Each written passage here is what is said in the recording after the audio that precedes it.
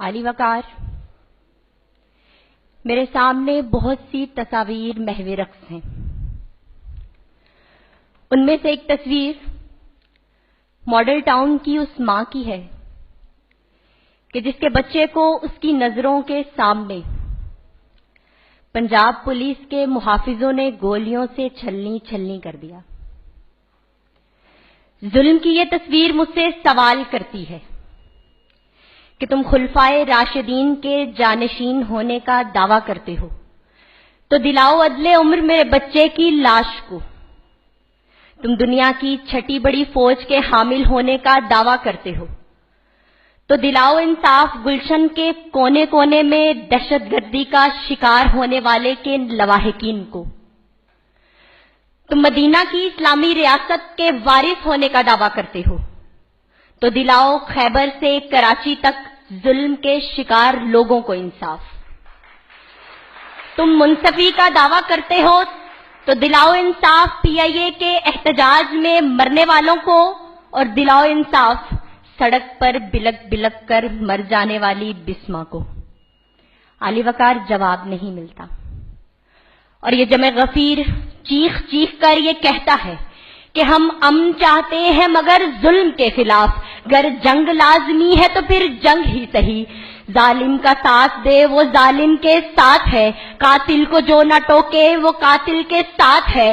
ہم اٹھ کھڑے ہوئے ہیں کہ حق فتح یاب ہو، کہہ دو اسے جو لشکر باطل کے ساتھ ہے۔ اس ڈھنگ پہ ہے زور تو یہ ڈھنگ ہی صحیح، گر جنگ لازمی ہے تو پھر جنگ ہی صحیح۔ کہ یہ زر کی جنگ ہے نہ زمینوں کی جنگ ہے، یہ جنگ ہے بقا کے اصولوں کے واسطے۔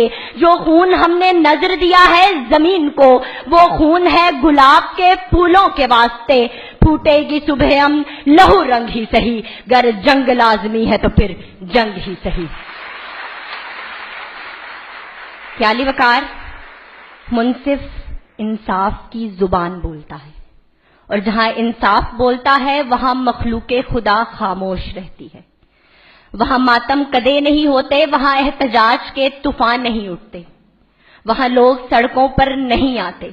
مگر ذی وقار جہاں رہبر رہزن بن جائیں، جہاں محافظ لٹیرے بن جائیں، جہاں لاہور کے جم خانہ کلب میں روایتی شراب پیش کی جائے اور علی وقار موٹر وے پر سستی شراب والوں پر قانون کی چودراہٹ دکھائی جائے، جہاں پر رئیسوں کے اربوں کے قرضے معاف کر دیے جائیں اور غریب کی موٹر سائیکل قسط کی عدم ادائیگی پر ضبط کر لی جائے۔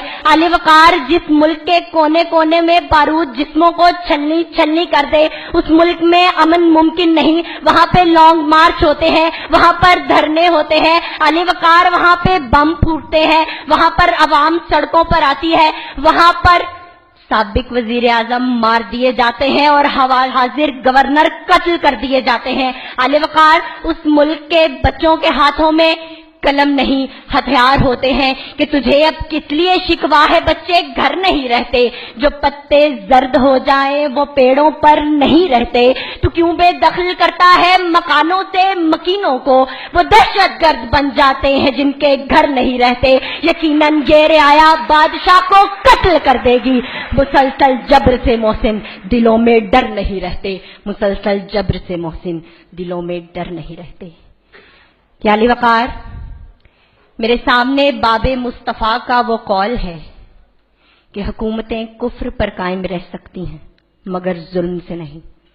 ذی وقار میرے سامنے مثالیں ہیں، میرے سامنے مثالیں ہیں بوسنیا فلسطین کی، میرے سامنے مثالیں ہیں کشمیر افغانستان کی، اور میرے سامنے مثالیں ہیں اسلامی جمہوریہ پاکستان کی۔ کہ علی وقار ایک جمع غفیر نوحہ کنا ہے کہ کتاب سادہ رہے گی کب تک، کبھی تو آغاز باب ہوگا۔ جنہوں نے بستی اجاڑ ڈالی کبھی تو ان کا حساب ہوگا۔ وہ دن گئے جب کہ ہر ستم پر آداب محبوب کہہ کے چپ تھے، اٹھے گی ہم پر جب اینٹ کوئی تو پتھر اس کا جواب ہوگا، اٹھے گی ہم پر جب اینٹ کوئی تو پتھر اس کا جواب ہوگا۔ علی وقار وہ دن دور نہیں کہ جب اسلامی جمہوریہ پاکستان امن کا گہوارہ ہوگا، کہ ہم نا امید نہیں کہ مایوسی کفر ہے، کہ میری نظروں کے سامنے آج بھی ڈاکٹر علامہ طاہر القادری جیسے اسکالر موجود ہیں، منہاج یونیورسٹی جیسے ادارے موجود ہیں۔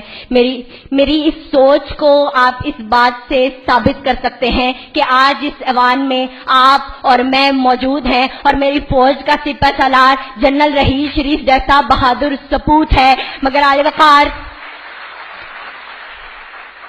آسمان جلتی زمین پر نہیں آنے والا، اب کوئی اور پیغمبر نہیں آنے والا۔ پیاس کہتی ہے کہ ریت نچوڑی جائے، اپنے حصے میں سمندر نہیں آنے والا۔ تو پکارے گا تو اے صحنے حرم آئیں گے، پر اڑاتے ہوئے نصرت کے علم آئیں گے۔